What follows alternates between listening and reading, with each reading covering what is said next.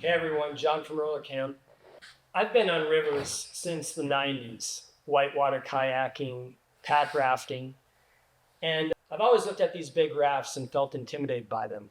So today I brought someone in to help me figure out how do I actually put a raft together, what are the steps, what equipment do I need. So I have Clint here from Utah Whitewater, and he's going to help show me and put my mind at ease. Clint's going to help take the mystery out of all of this for me. Clint, thanks for being here. John, thanks for having me. Clint, tell me about Utah Whitewater.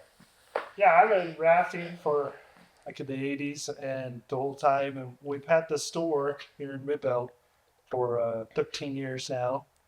And just helping people build these big gear boats. They can get overwhelming and all sorts of the gear to get on there and how to do is we do repairs at the store. So I know the stuff really well and the ins and outs. So we'll get you set up today. All right, where do we start? Well, let's start with the boat. What kind of boat do I have here? I've taken my family whitewater rafting where we all have paddles, but we have this frame. What are we going to do? How do we even know which way to put the frame on? And in this boat, they're symmetrical, so you could go front or back.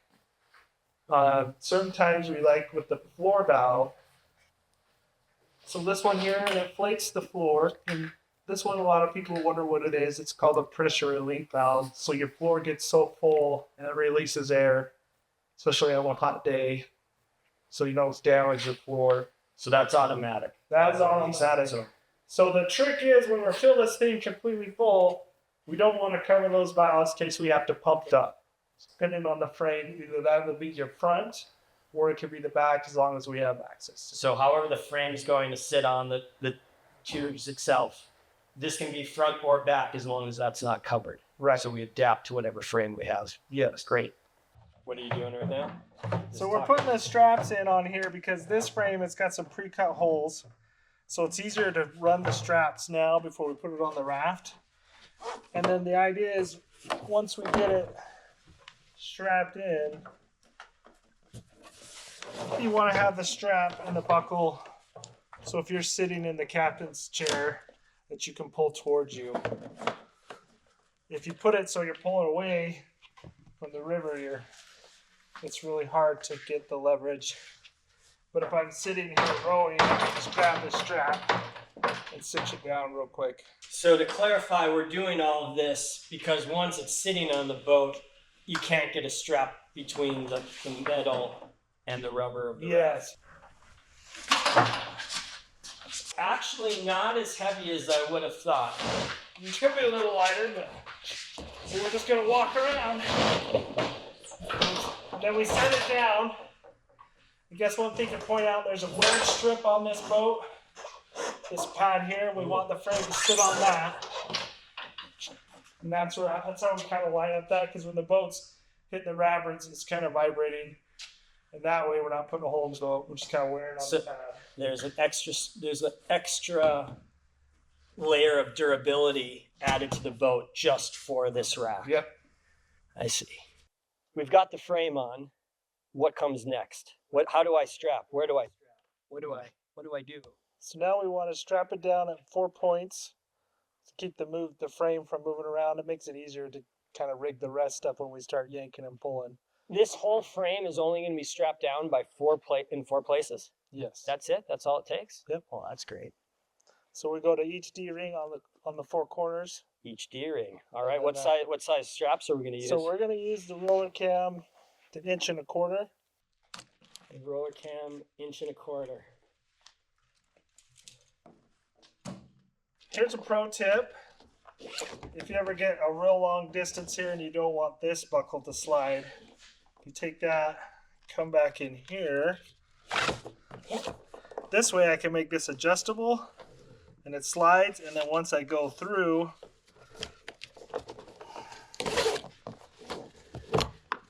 here and I pull on it, then this pretty much stays in place. I like to do the double wrap.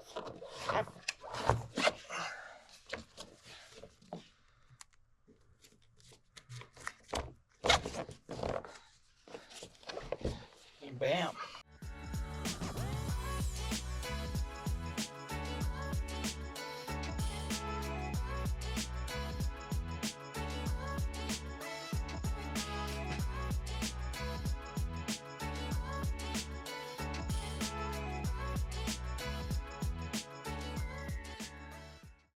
We've got this floating floor. Is that normal? I mean, I see we have it floating in the air based on these straps holding it up off the mat. It's pretty nice. I'm surfing here. What's the idea behind this? So the idea for this is to hold your gear. And the reason why there's a floor, we need the floor off. We need any weight basically off the floor. The reason why, if you're hitting a big wave and you hit a rock, it's going to hit the floor. And if you got weight on the floor, it's going to pinch and blow a hole in your floor. And I've seen it because we do repairs. It's awful. So this is a nice addition. It's not required to have. No, this you floor. can use. This is really nice because it's rigid. You can use like cargo floors, they call them. It's a mesh, like this mesh product here. Okay. And it straps on the same way. So the main idea is to have a 1-inch clearance. So we're going to raise this floor off. So right here, he's got the black marks. He's either had it too low. Maybe when he set it up, it was just fine. But when you put it in the water and the weight, it's been touching and rubbing. So that's from the aluminum, making it black. That's another reason why it's nice to have a powder coated aluminum frame, because it does leave all that black. The other thing on this frame, you've noticed it's got the cutout here for the holes so we can blow up the floor. And we talked about orientation. Normally if we did a cargo floor, we'd put the valve up front so that we could access it. The only thing you got to watch out when these suspended floors, if you're trailering, if you're driving and the friction and the bouncing from the trailer will rub a hole through. It just gets really hot, like when you rub your hands together, it will burn a hole through your tubes and cause problems. So if we're trailing, I would take that out to avoid that. All right, we have the frame attached. We have a raised floor, which you might have, you might not. But where am I going to sit in this thing? I can see I'm going to put my oars up there. Where do I sit? We're going to sit on this cooler. And this cooler is cool because it's got a lid. It's going to drop and catch those bars. And if you look down, we've got a 1-inch clearance off the floor, so we're not touching the floor. I think this might be a beginner question, which I am.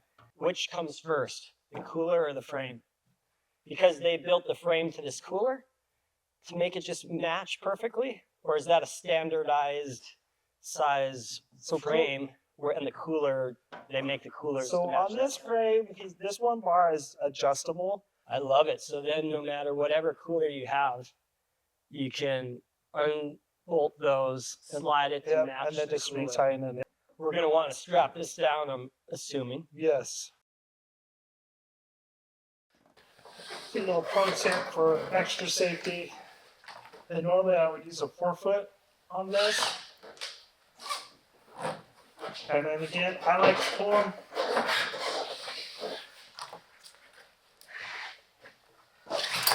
in the slot. And then when I'm sitting, I can always tighten. And so I keep it this way. So this is a little hard to sit on for a lot of times. So some guys will like to use a Paco pad. And so the other nice thing about using the loop strap across the top And about having the 6-footer, you can go double it up. So you can go double, or some guys will just lay it all the way across. But if it was me, I'd just leave it long. The other thing that the pad will help too, it'll keep the sun off your cooler. It adds a little extra insulation to keep your ice, and you're maintaining your ice.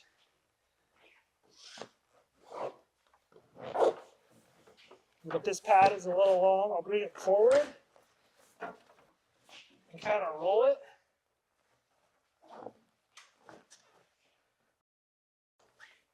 Cinch those tight. Now I got a nice cool soft cushion. So Clint, we've got a seat, we've got the frame attached, everything's looking good. We need some oars. We need more gear, I guess. What's next? What do you think should come next? So for this rig, I like to get the big things on. So the next one, we got this empty bay. We've got 2 dry boxes over here. Woo! This is actually really cool. He's got these in 2 separate boxes.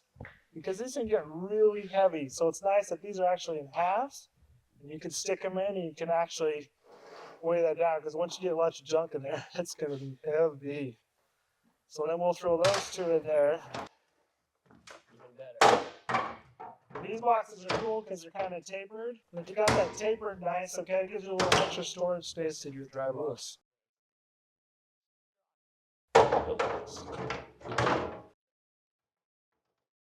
And then I assume I have to, obviously we're going to strap those down, I guess, These are, right here. yeah. And then we'll take and strap the handles down so that we don't lose that. What straps are we going to use? Just 1-footers, 2-footers? I like to keep the straps as short as I could, so I would put 1-footers on there. And we're going to put 1-footers on each 4 of the 4 things, and that'll be, we're going to call that good, unless for some reason we were worried and we might go over. Yep, and then your passenger likes to have a little extra padding, So we can do the same thing. so we can do the pocket pad. And the nice thing about the pocket pad, because you are doing multi-days, you don't have to roll it up every day. Right. And as someone who spent a lot of time in the outdoors, the nice thing for everyone who might not know, the pocket pads are waterproof, so you don't have to deal with your regular Thermarest or whatever. More durable, waterproof, so being on the river all day Doesn't matter. doesn't matter. So we brought another cooler into the mix. What's your thoughts with this? So this is how I like to set up my passenger thing. Because when you're doing long trips on hot rivers, the ice, you don't really want to be getting in your big cooler. Every time you open it up, you lose. So I like to take my day drinks, stick them in here. So when I need a drink during the day, it's just easy to access. And then I can use the straps, and it's got holders here, and just strap it down.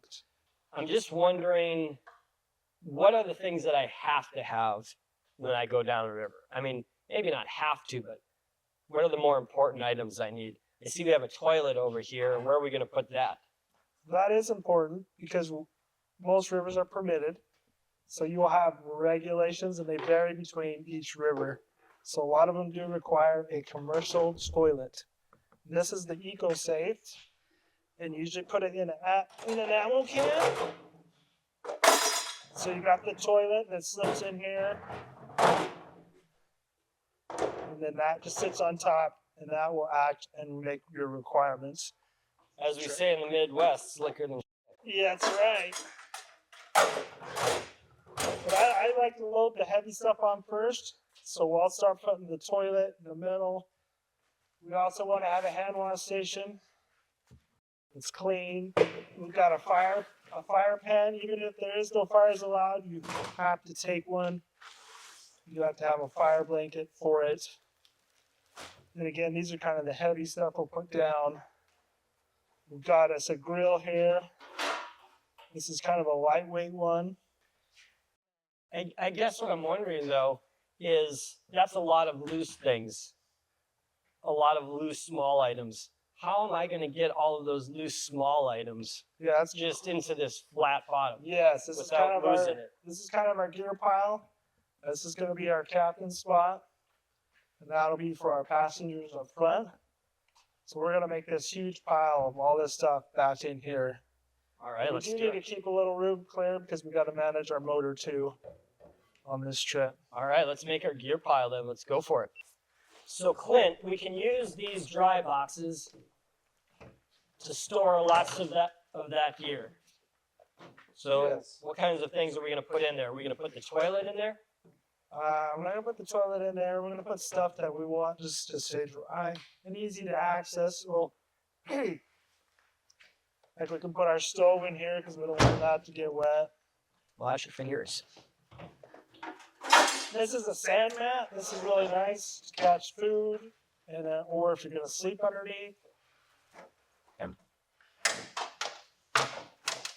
We got some games, some bocce balls, All right. super fun. We got our blaster by Partner Steel. This thing is awesome for boiling your water. We got a big coffee pot. These are must-haves. You can get them at Utah Whitewater. That one's stainless steel. They make them in aluminum. The stainless steel you can put on the fire. The aluminum you cannot. Nice. These a sand stake and a mallet because it is aluminum. Right to it. Great. Then I like to use this is a Table. roller cot. It's made out of mesh, so I can put it in. Actually, we'll put it in the dry box. We can put that in the back. It's okay if it gets wet because at camp it usually dries out really fast. And you got a tumbo tusk skillet grill. It's really cool to use. You got some squirt guns that are really fun. Squirt guns, we keep them accessible on the river, or Doesn't matter how wet you want to get. if your kids are little turds, maybe hide those so when it's done. all right. This is a cool little guy. So this is a lava box. I guess a propane fireplace basically. So if you got a river permit in the middle of the summer and you can't have fires, you can have a fire at night because it's just basically a fire pit.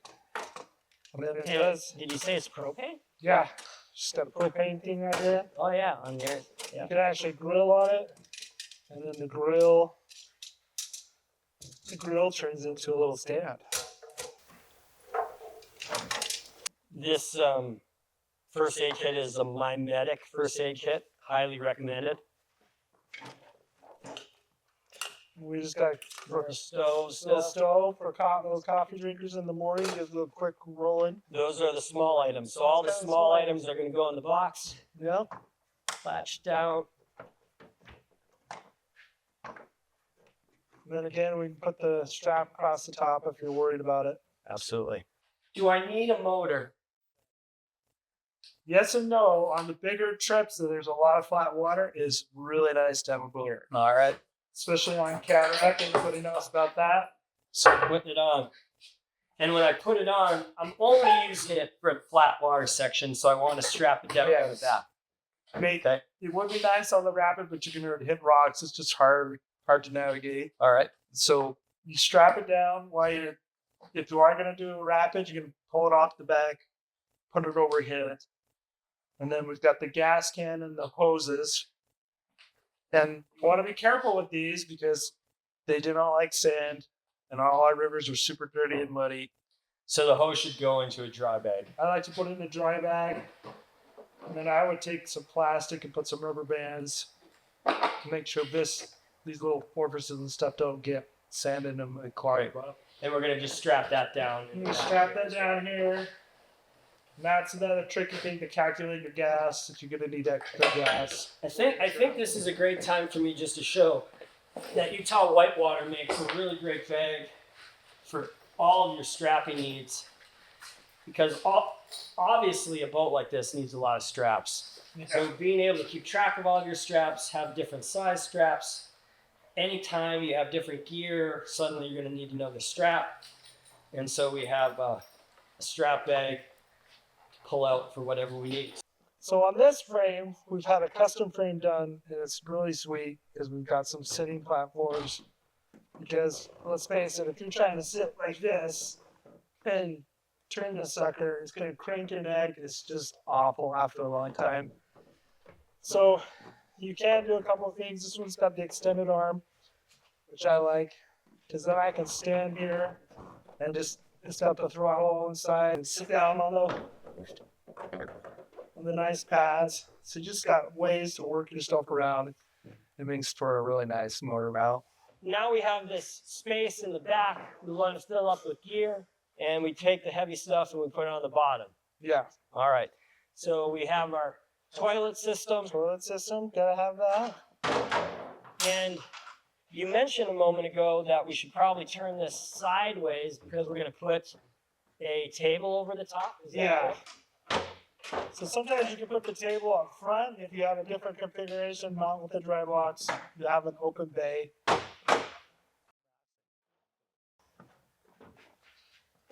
And you got the roller cot mesh thing. I'm not worried about that getting wet. Right now, we had our hand wash station. Sometimes the buckets will fall apart. I'll take the strap and run it around. Okay. Just In keep this it all case, together. we're laying it underneath the table and everything else. I think we're okay. We have a pop-up pit too.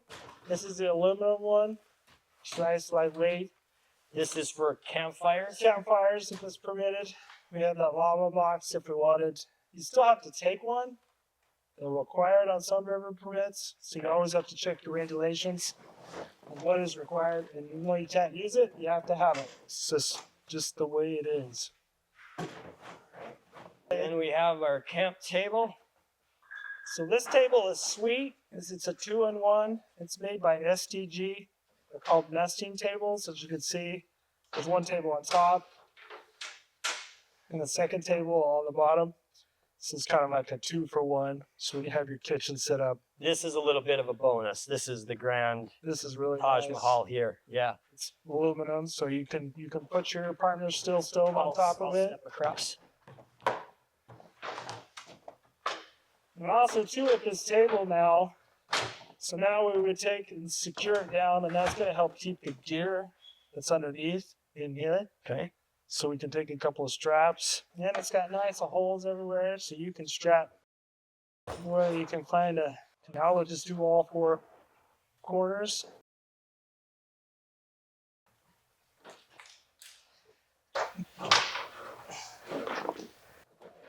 Again, I think the key here is once you have a system that works, you stick with it. Right. And it'll change every time you get new gear. Or maybe one trip I try it and I'm like, you know what, this would be better. Move things around. That's the fun of it.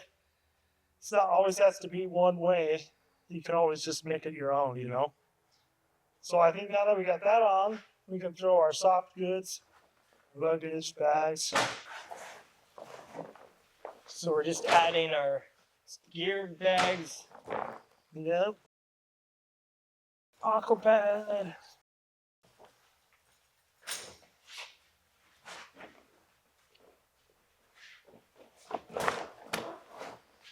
And then we've got this strap.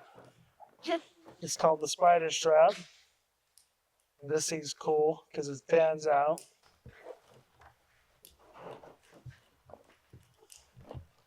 And then we've just got all the points that we hooked around the frame.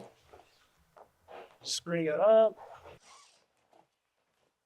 And again, this is why I like the foam on this decking, because I can put my knee on it when I'm rigging.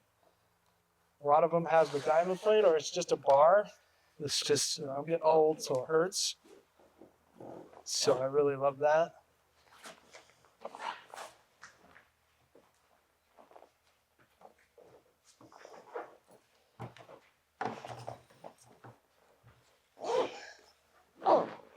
So now I'm just going to rig up my captain's bag the way that I like it. So I like to use this captain's bag.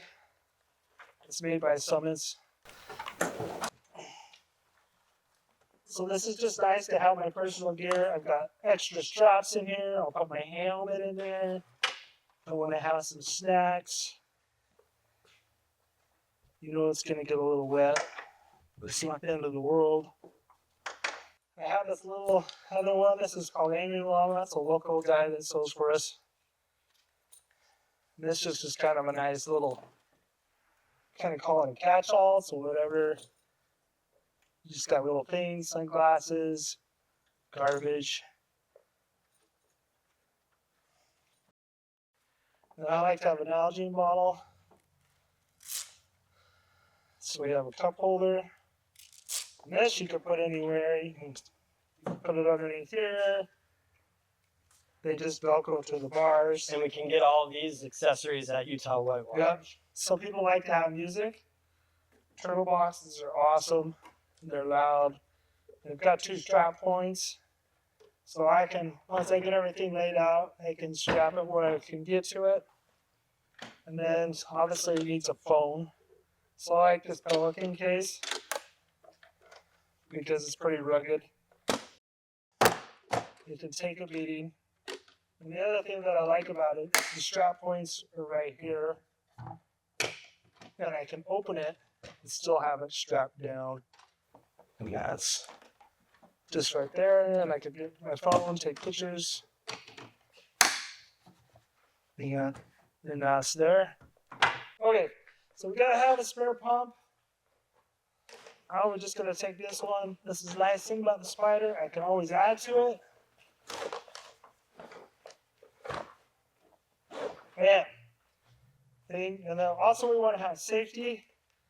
Jack's Plastics makes these awesome mesh bags. So I put my ropes in here so they can always dry out. And then you want to have carabiner, you want to have walking carabiners on everything. I like to have one up by me.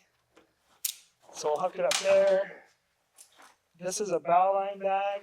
This is what we're going to tie off onto. And I'll manage that up here. I don't like it hanging in the water to keep it dry, but that's just total personal preference. If you do lock your carabiner, you always want to lock them because you don't want any accidental if you fall, hooks to your life jacket. I do like to do a secondary throw rope because if I'm rowing, the person up front can help throw a throw rope to somebody that's in the water for safety. So those things are important and essential. And then now we're just gonna, most rivers require a spare oar. That one you can just decide which side of the raft you want it on. You can use just regular straps if you like. This frame's really nice. It's got two piece exterior hook points. And we can just strap that to there. So I like to use the square tops. It's kind of to cast me out as far as oars. There's other fiberglass ones, aluminum shaft ones. But these are really nice. They've got flex in them. It's really easy on your shoulder. They're wood with a carbon wrap around them. So they do tend to have its own natural counterbalance. We'll just slip those in there. Then you can jump in. Adjust it to your rolling style. And just move the knot how you want it. These are Cobras made by Sawyer. So they are bronze. So the nice thing is you can adjust them. You can make them out, pitch them out. You can bend them in? Yeah, so if you feel like your oar's popping too much, then you can adjust it in. Or if you feel it's too tight, you can loosen it. Okay, if you do have a squeaky oar that's always bugging you, the best thing to do is just to clean it and then use silicone grease or a silicone spray. You don't want to use grease because it attracts dust. Silicone is nice because it doesn't. Okay, we're just going to kind of go over some spare parts and safety kit. This is kind of like the extreme. I use this for my Grand Canyon ship, but I brought everything. I've got glue. I've got pliers, paintbrushes, Gorilla Glue, extra valves. I got an extra warlock, extra valves, duct tape, lighter. I got 303 zipper lube for dry suits, some fiberglass repair, wrench, obviously the fabric. And then for the motor, you want to have a spare prop in case you do hit a rock. So John, how does it feel to be in your new boat? Yeah, I think you explained it pretty well. I'm actually quite confident that I could do this myself. I've got the cockpit, I've got all the gear, I've got my water, my phone, my music, got all of the gear. It's like we're in an RV out here going down the river. I can't wait. That's one nice thing about rafting is you can bring your kitchen sink and you can have steak for dinner. You don't have to worry about the little things. You just throw it on there and go. Yeah, I think the next thing is I just need to figure out how we get it on and off the trailer. So maybe that'll be a future video. Yeah. So one other thing I forgot to talk about, John, for safety is the Garmin InReach is always a good thing to have on a trip because you're out in the remote and things get dangerous. You can always call for help because it's satellite. You can either buy them or I always recommend renting them just for safety because you never know what happens. It's great. Thank you, Clint, for coming from Utah Whitewater, showing me all of the gear, how it works, how we put it together. I appreciate it. Yeah, thank you, John.